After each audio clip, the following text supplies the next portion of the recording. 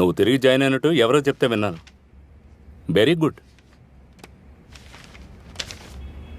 బందరు, కృష్ణా జిల్లా. రేపు ఉదయమే జాయిన్ అవ్వాలి. నువ్వు వెళ్ళినప్పుడే అక్కడ ఎస్ఐ రిలీవ్ అవుతాడు.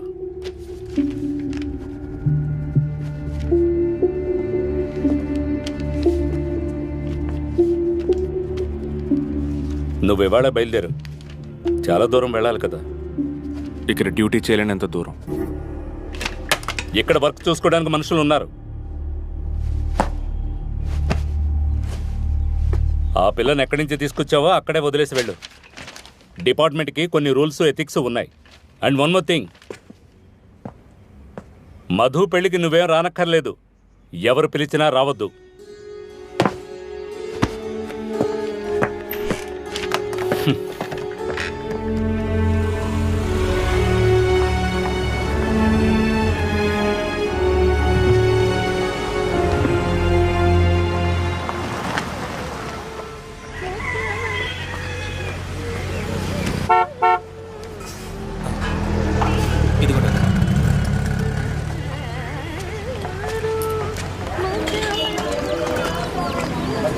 ట్రాన్స్ఫర్ చేశారా బందర్కి?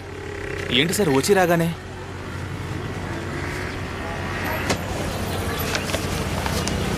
ఇందులో 5 ఉన్నాయి. ఒకటి నీ షాప్ కంటించు, మిగతావి ఎవరు లేని టైం చూసి ముఖ్యమైన స్పాట్స్లో అంటించు. హలో హలో సార్, నేనే పోచమ్మపేట నుంచి మాట్లాడుతున్నాను. చంద్రమౌళి సారే కదా? అవును సార్, నాకు పెళ్ళయి 8 ఏళ్ళు అవుతుంది. చాలా మందిని కలిశాను. నాకేదైనా మందిస్తారా సార్? పేరేంటి? పరమేశ్వరరావు సార్. సార్, మల్కాజ్గిరికి వచ్చాను ఓ 2 సంవత్సరాల ముందు. అలాగా? నాకు తెలియదు సార్. హత్య చేయబడ్డ మార్టిన్ సార్కి బాగా తెలుసు. అది అలా ఉంచండి. ట్రీట్మెంట్ ఎలాగా? ఆయుర్వేదం, హోమియోపతి రెండిట్లో ఒకటేగా? కాదు, పిల్లలు పుట్టడానికి కొన్ని పూజలు మంత్రాలు ఉన్నాయి. నేను డైరెక్ట్గా కలిసినప్పుడు చెప్తాను ఏం చేయాలని. మర్చిపోకండి సార్. నీకెంతమంది పిల్లలు? 3. చాలరా? చాలు. అదే వెళ్ళు.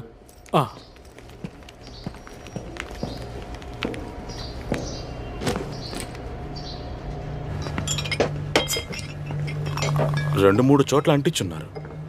మొదటిది సింహాద్రి హోటల్ దగ్గర. మన వాళ్ళు వెళ్ళి విచారించినప్పుడు ఎవడో ఒకడొచ్చి ఇచ్చి వెళ్ళాడని ఆ కొట్టువాడు చెప్పాడు. అంతకంటే గట్టిగా విచారించడానికి మన దగ్గర ఎటువంటి కారణం లేదుగా. కానీ ఫోన్ నెంబర్ మాత్రం అరవింద్ పేరునే ఉంది. ఆ మహేష్ కూడా పాత ఫైల్ని కెలగడం మొదలుపెట్టాడు. సార్, అరవింద్తో మీరు ఒకసారి మాట్లాడి చూస్తే. ఎందుకు? మాట్లాడాల్సిందంతా మాట్లాడేశాను. లేదు సార్, అతనిది ఊరికే వదిలిపెట్టేలా లేడు. కృష్ణా జిల్లా నుంచి ఏ ఎంక్వైరీకైనా బయటికి రావాల్సిందేగా. కొంచెం డిసిప్లిన్ నేర్పించమని వాడి సుపీరియర్ ఆఫీసర్స్కి చెప్పాను. వాళ్ళు చూసుకుంటారు. అది కాదు సార్, ఈ విషయం బయటికి పొక్కితే మన పద్మనాభం గారి విషయం జ్ఞాపకం ఉంది కదా. మనిషిని మార్చి ఒక సాధారణమైన లాకప్ డెత్ అనే పేరుతో అలా టార్చర్ చేయడం చిన్న విషయమేం కాదు. టోటల్ ఫ్యామిలీయే సూసైడ్ చేసుకుంది. ఆయన మాత్రమే కాదు, ఇటువంటి కేసులో ఇరుక్కున్న వాళ్ళ లైఫ్లన్నీ ట్రాజడీగానే ముగుస్తాయి. అవును సార్, మీడియాకి ఒక చిన్న డౌట్ వచ్చినా ఆ తర్వాత మనం ఏం చేయలేం. నాకు వచ్చే పెన్షన్తో ఎలాగోలా నెట్టుకొస్తున్నాను సార్. బైపాస్ ట్రీట్మెంట్ అంటే ఎంతో బాధపడుతున్నాను. ఇంకో అమ్మాయి పెళ్లి చేయాల్సి ఉంది. మా అబ్బాయి చదువు ఇంకా పూర్తి కాలేదు. నేను ప్రశాంతంగా ఉండలేకపోతున్నాను సార్. కాలింగ్ బెల్ మోగినా, ఫోన్ రింగ్ అయినా గుండెలు అదురుతున్నాయి. ఏం కాదు మల్లన్న, నేనున్నాను కదా.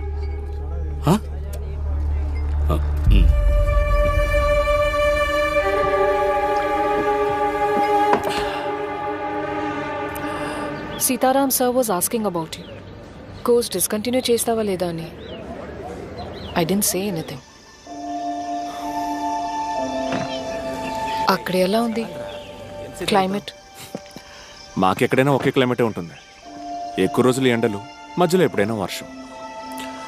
Getting use to it. Sitaram సార్తో Take your time. I think you need it.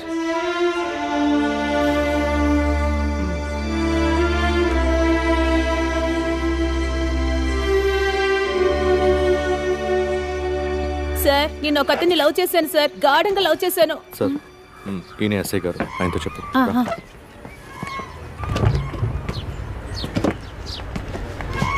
Sir, ఇప్పుడే ఇంత చెప్తున్నాను సార్. నేను ఒక అతన్ని ఇష్టపడ్డాను సార్, చాలా చాలా ఇష్టపడ్డాను.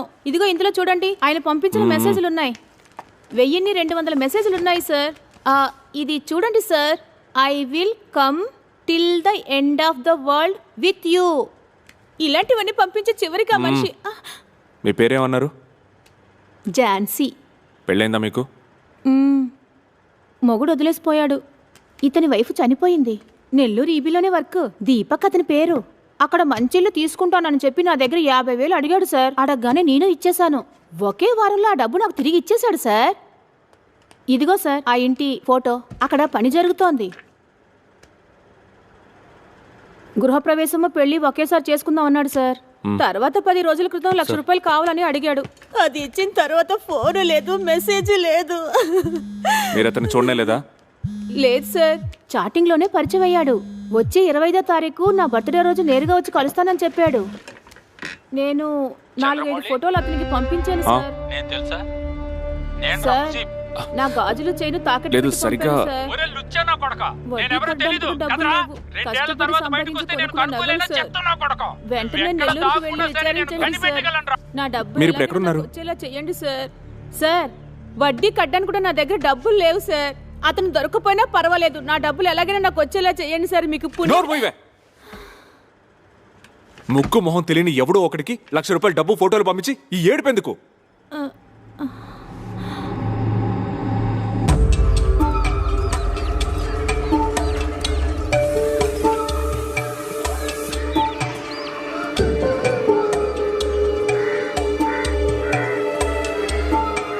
ముజీబ్,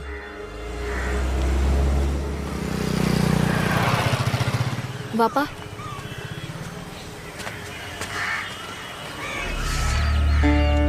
ఇది మహిమగల బంగారం అని అతను చెప్పాడు.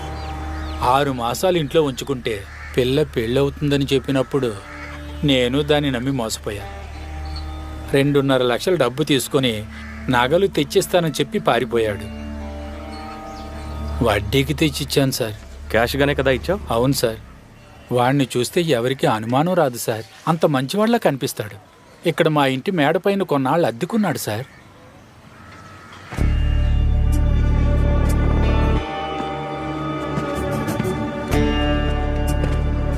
వాడి అడ్రస్ ఏదైనా ఉందా? సనత్ నగర్ వాడిని మాత్రం తెలుసు. ఐడి కార్డు కూడా చూపించాడు. దాన్ని నకలు తీసి పెట్టుకోవాలన్న ఆలోచన కూడా నాకు అప్పుడు రాలేదు.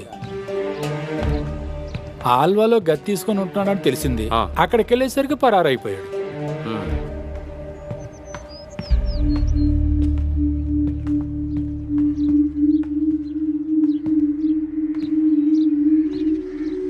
అది చనిపోయిన మార్టినిలే కదా? అవును సార్.